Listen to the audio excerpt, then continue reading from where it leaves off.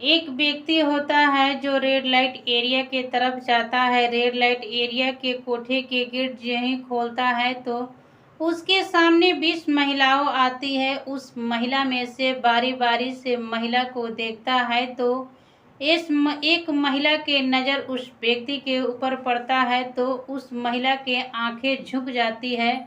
झुकने के बाद उस व्यक्ति के मन में ये ख्याल आता है तो कि ये तो जाने पहचाने चेहरा लग रहा है। कभी तो मैंने ऐसे पहराव ओढ़ाव में नहीं देखा हूँ, बल्कि ये जाने पहचाने चेहरा है।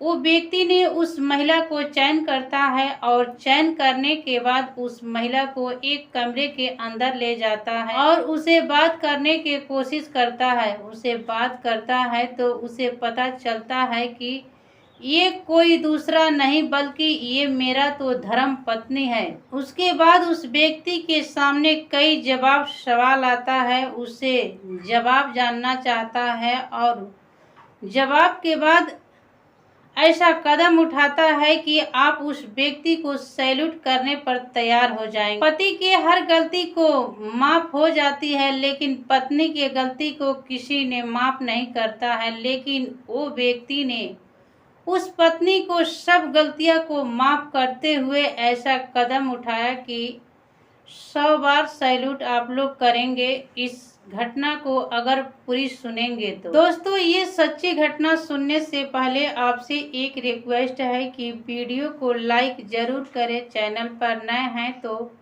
चैनल को सब्सक्राइब अवश्य करें, क्योंकि ये सच्ची घटना कर्नाटक प्रदेश के बेंगलुरु के है, जिनका नाम होता है साहिल और वो एक बेंगलुरु के रहने वाला होता है। वो मल्टीनेशनल कंपनी में काम करता है।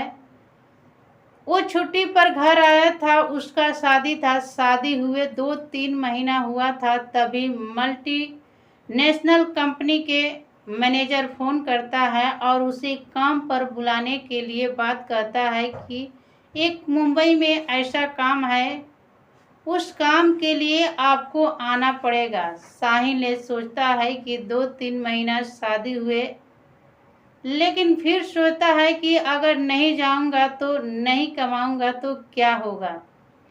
साहिल मुंबई चला जाता है। मुंबई जाने के बाद 1-2 हफ्ते काम करता है तो काम करने के बाद एक दिन अपने पत्नी से कहता है कि क्या तुम मुंबई घूमने आओगी। पत्नी हंस कर कहती है कि मुंबई, सचमुच आप मुंबई घुमाएंगे क्या। पत्नी हाँ कर देती है और पत्नी फिर से कहती है कि आज तक तो मैं टीवी पर मुंबई देखा हूँ और फोटो में देखा हूँ, बल्कि अब तो मैं हकीकत के मुंबई देखने वाली हूँ। हाँ, मैं आऊँगी। पति कहता है कि ठीक है। 7 अक्टूबर 2011 के दिन रिजर्वेशन का दिन कर देता है और कहता है कि उस दिन तुम तैयार हो जाना।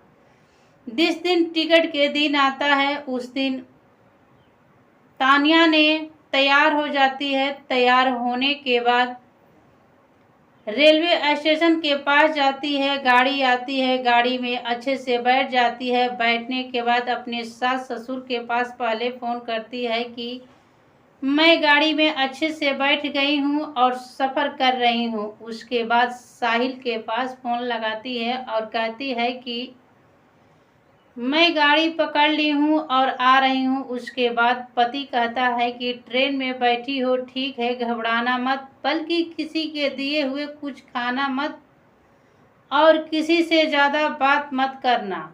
लेकिन 3 दिन के सफ़र था।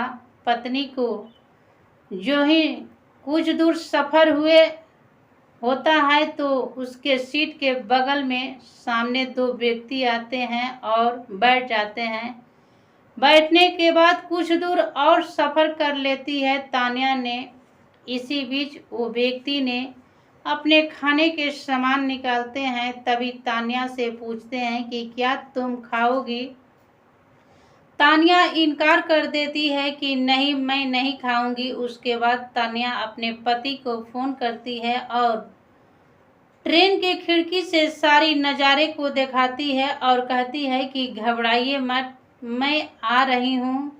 और 1000 किलोमीटर के दूरी में 150 बाकी है। 8.5 किलोमीटर की दूरी को मैं तय कर ली हूँ। साहिल ने कहता है कि ठीक है, तुम अच्छे से आना, घबराना मत, मैं रेलवे स्टेशन पर खड़ा रहूँगा। उसके बाद तान्या ने अपने टिफिन निकालती है और अपने टिफिन को खाने लगती है। तभी तान्या के खाने पर नज़र उस व्यक्ति के पड़ जाता है तो तान्या सोचने लगती है कि हटो, चलो उन लोगों से पूछ लेती हूँ क्या तुम लोग खाओगे। तभी तान्या ने उस व्यक्ति से पूछती है कि क्या तुम लोग खाना खाओगे। वो व्यक्ति ने उसके खाने में से थोड़ा निकाल कर खा लेते हैं। खाने के बाद बैठ जाते हैं। तभी कुछ दूर सफ़र करने के बाद वो दोनों व्यक्ति ने चाय मंगाते हैं और एक चाय तन्या को देने की कोशिश करते हैं। तन्या इनकार करती है कि नहीं, मैं चाय नहीं पीऊँगी, लेकिन फिर से कहते हैं कि ले लो, पी लो चाय पी लो। तन्या चाय पी लेती है। तन्या ज्यों ही चाय पीती है तो तन्या बेहोश होने लगती है और उसे पता नहीं चलता है कि मेरे साथ क्या हो रहा है। तन्या के जो ही होश आता है तो उसे एक कार में वो दोनों व्यक्ति ने, एक ड्राइवर चला रहा है बड़ी तेजी से गाड़ी और उसे लेकर जा रहे हैं। तान्या उसे पूछने की कोशिश करती है कि मैं तो ट्रेन में थी, कार में कैसी आई, तुम मुझे कहाँ ले जा रहे हो। तभी वो दोनों व्यक्ति ने तन्या के मुंह पर तमाचा ऐसे लगाते हैं और कहने लगते हैं कि तुम ज़्यादा बात मत करो, बोलने की कोशिश मत करो, नहीं तो और पीटा जाएगा। उसके बाद उस तान्या को रेड लाइट कोठे के तरफ ले जाते हैं और कोठे में 2 महिलाएं होती हैं जिनका नाम होता है सुनीता पुजारी और रमीदा शेख। उस महिला से उस तान्या के सौदा करते हैं और 45,000 रुपये में बेच देते हैं। बेचने के बाद वो व्यक्ति चला जाते हैं और उस महिला को अंदर ले जाती है। महिला विरोध करने पर तैयार थी तो उसको एक कमरे में बंद करके एक कुर्सी पर बांध दिया जाता है। ऐसे करते करते जब बांध दिया जाता है, इधर साहिल तान्या के रेलवे स्टेशन पर इंतज़ार करता है कि मेरी पत्नी अब तक नहीं आई, फ़ोन बंद बता रहा है, जाऊं तो कहाँ जाऊं। दिन भर में हर समय तान्या मेरे पास फ़ोन करती थी, आज तान्या के मोबाइल स्विच ऑफ हो गया। उसके बाद साहिल ने रेलवे स्टेशन के जीआरपीएफ के पास जाते हैं। उसके बाद थाने में जाकर पत्नी के गुमशुदा दायर करते हैं। दायर करने के बाद साहिल ने पत्नी के फ़ोन के इंतज़ार करने लगते हैं कि कब तान्या के पास से फ़ोन आएगा और तान्या मुझे बुलाएगी। देखते देखते जब 16 दिन बीत जाता है, रेड लाइट एरिया कोठे के अंदर तान्या के तो उस कोठे के मालकिन जो सुनीता पुजारी होती है, तान्या से कहती है कि अगर तुम आज सज धज के तैयार नहीं होगी तो तेरा बुरा हाल होगा।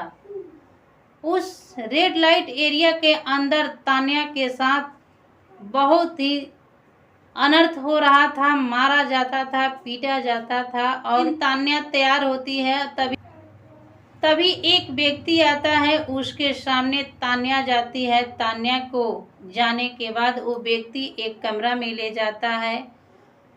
तभी तान्या उसके पैरों पर गिर जाती है और गिर कर गिड़गिड़ाने लगती है, रोने लगती है और कहने लगती है कि मुझे एक कॉल बात करा दो, मुझे मदद कर दो। तभी वो व्यक्ति, कोठे पर जाने वाला व्यक्ति तो इंसान नहीं होता है, लेकिन उस व्यक्ति के अंदर थोड़ा इंसानियत आ जाता है और तान्या से कहता है कि बताओ तेरा मदद मैं क्या करूं।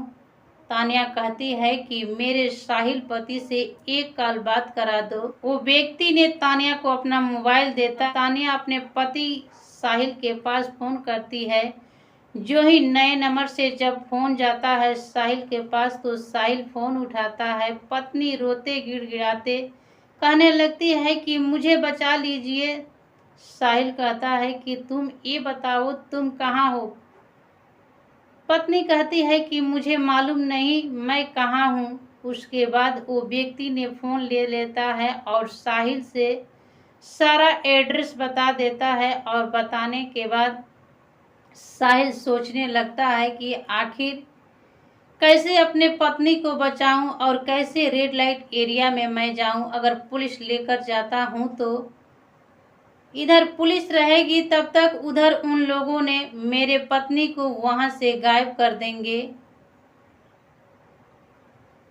तभी साहिल के मन में एक ख्याल आता है, वहीं ग्राहक बन जाता है और उस रेड लाइट एरिया के तरफ जाता है। जाने के बाद उसके सामने 20 महिलाएं आती है, उसमें से बारी बारी देखते जाता है। तभी उसके पत्नी के नज़र पड़ जाता है तो उस लड़की को चैन कर लेता, एक कमरे में ले जाता है और कमरे में ले जाने के बाद उससे जानने की कोशिश करता है। तभी तान्या बताती है कि मेरे साथ चाय में नशीली पदार्थ पिलाकर मुझे बेहोशी हालत कर दिया गया और उसके बाद मुझे यहाँ रेड लाइट एरिया के तरफ छोड़ दिया गया। तभी साहिल कहता है कि अगर हम दोनों भागेंगे तो ये लोग जान से मार देंगे। तभी साहिल के मन में एक ख्याल आता है, बॉम्बे के पुलिस कांस्टेबल के पास फोन करता है और फोन करने के बाद बॉम्बे के पुलिस बहुत आते हैं और रेड लाइट एरिया कोठे को घेर लेते हैं। घेरने के बाद जब रूम खंगलवाया जाता है तो एक रूम में साहिल और तान्या पाए जाते हैं।